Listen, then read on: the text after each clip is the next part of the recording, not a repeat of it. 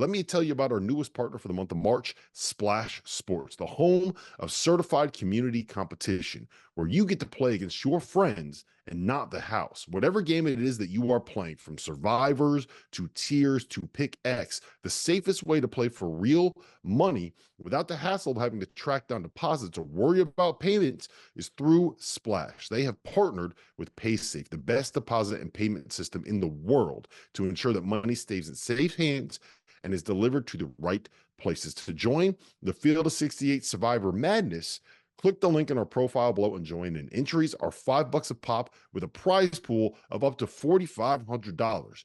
Winner take all. Join Splash and come prove that you're smarter than us.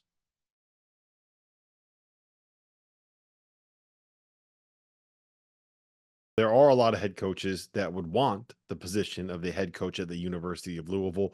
You reported on this a little bit back, I think it was about a week ago, in the Field of 68 Daily. And you said that you don't expect Louisville to come out swinging with maybe the biggest name hire. Talk to me about a little bit about what more you've heard and what you're expecting Louisville to do and the decision you think they're going to make.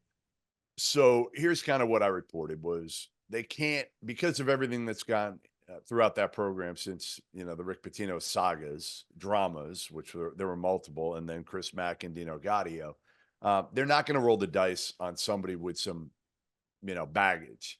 And Chris Beard comes with baggage. Sean Miller comes with baggage.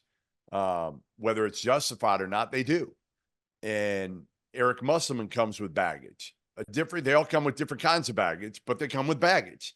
So I don't think any of them are going to be in the equation. And then you could take out also the guys with big buyouts. Mick Cronin, huge buyout, $15 million. Nate Oates, $10 million. TJ Otzelberger, $17 million. Take them out of the equation.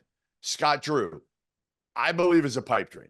I don't think it's going to happen. Now, again, could it? Sure, maybe. If Baylor doesn't come up with something that's comparable, yeah, could Scott Drew say, you know what?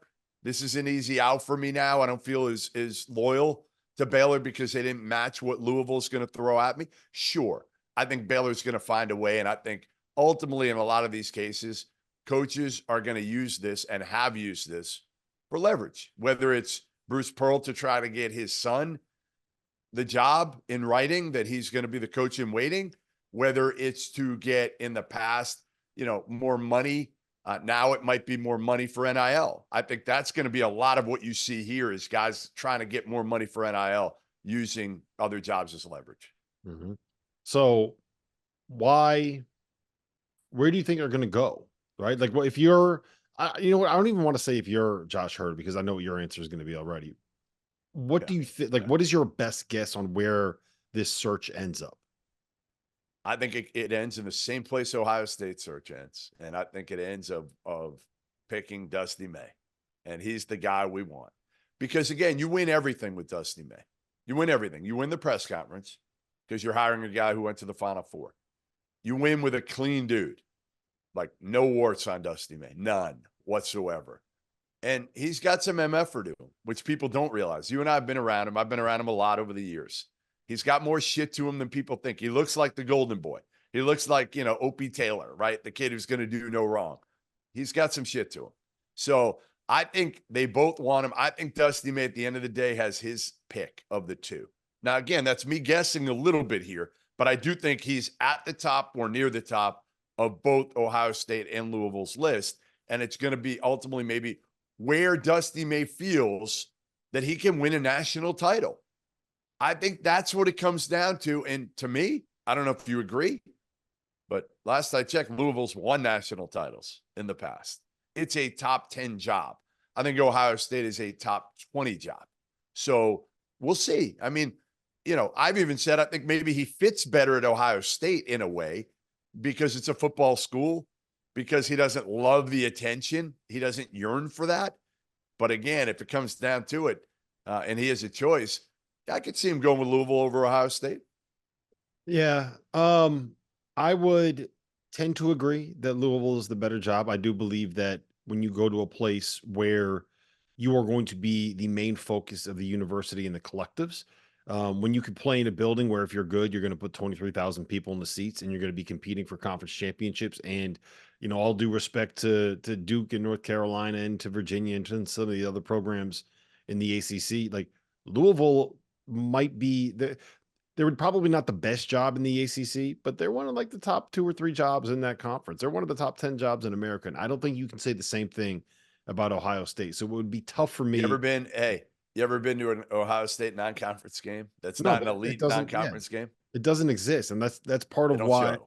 That's part of why I think I would tend to lead towards Louisville. If you want to be like, there's going to be an aspect to it of living in the fishbowl, and that's something where Sure. you kind of have to deal with it because the money's going to be there. Now, my question is, okay, Dusty May's buyout is, you probably know better than me. I believe I remember it being like 1.2 It's nothing. million. Yeah, It's irrelevant. it's nothing. So, um, he's going to be in demand.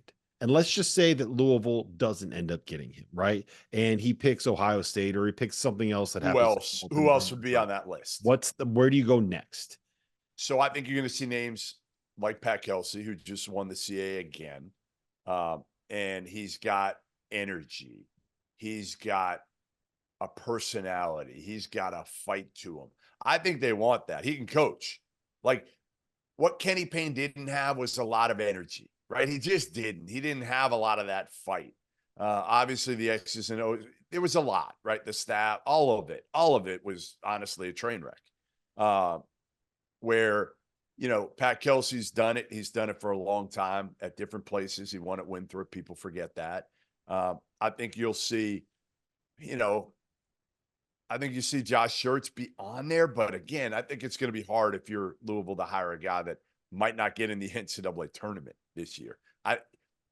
Again, I think Josh is a rising star, but that's a large leap to take.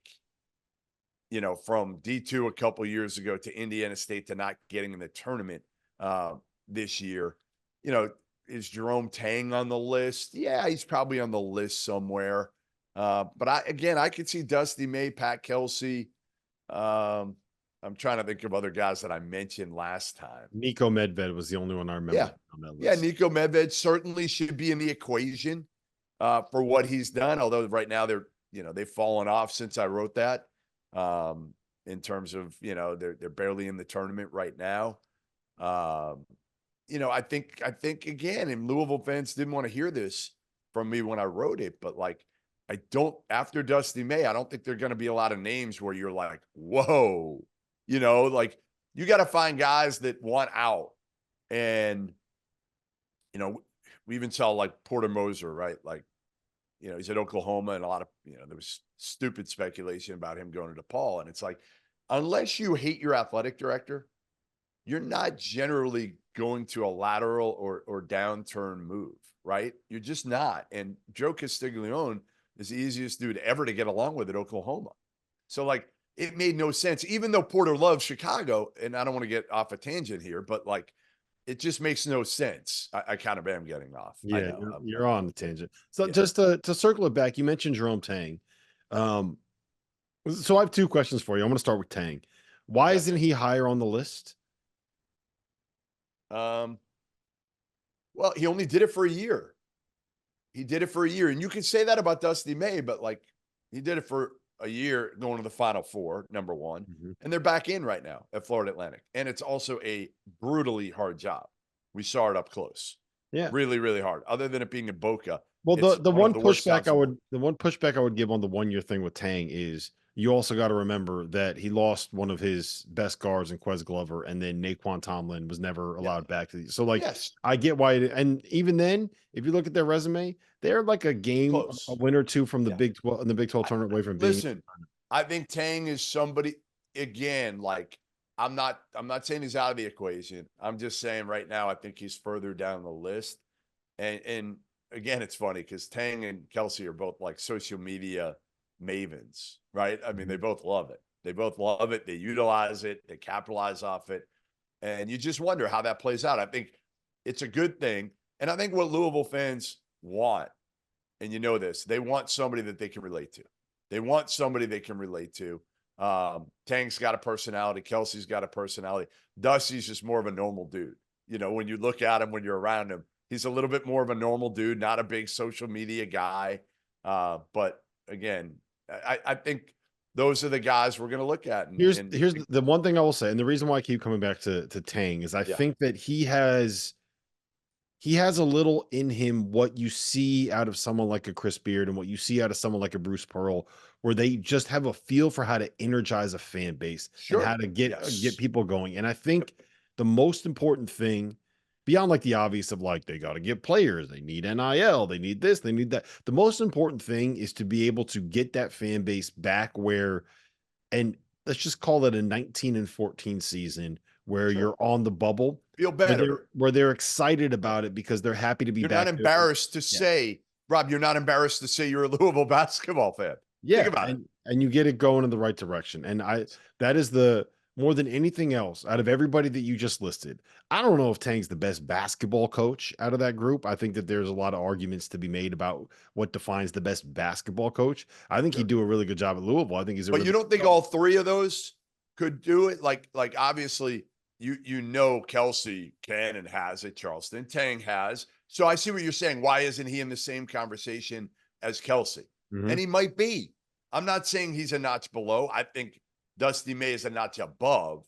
Well, I mean, Nico doesn't bring the same energy.